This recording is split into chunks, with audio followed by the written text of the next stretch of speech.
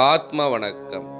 சித்தவித்தையின் கர்த்தா ஞானபிதா சுவாமி சிவானந்த பரமஹம்சரின் அருளாசியால் பிரம்மஸ்ரீ பெருவேம்பா ராமசாமி எழுதிய சித்த சமாஜ வெளியீடான சித்தவித்தை தன்னை அறிந்து இன்பமுற ஒப்பற்ற ஒரே வழி சமாதி. வித்தையை பயிற்சி செய்பவர் சரியாக புருவ மைய தியானத்துடன் மேல்கதி, அதாவது ஊர்த்துவகதி பெற்று செத்து போகாமல் மரணமடைந்தால் சித்த சமாஜ வெளியீடாகிய உலக சாந்திக்குள்ள ஜீவிதம் என்ற நூலில் விவரித்துள்ளபடி சரியாக சமாதி கட்டி அதில் அவரை அடக்கம் செய்ய வேண்டும். சித்தவித்தை பிரச்சாரம். ஒரு திரைப்படம் மூலமாக சித்தவித்தையின் யதார்த்த விவரங்களை பொதுமக்களுக்கு விளங்க வைக்க முடியாது.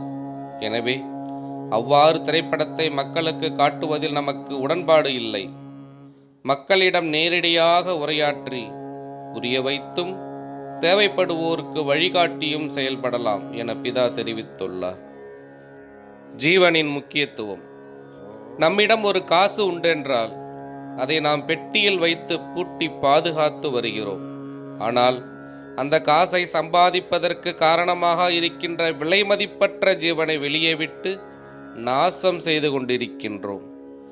நம்மை ஒவ்வொரு வினாடியும் காப்பாற்றி கொண்டிருக்கின்ற ஜீவனை பாதுகாப்பது நம் ஒவ்வொருவருடைய முக்கியமான கடமையாகும். சித்தவித்தை தொடரும். ஆத்ம வணக்கம்.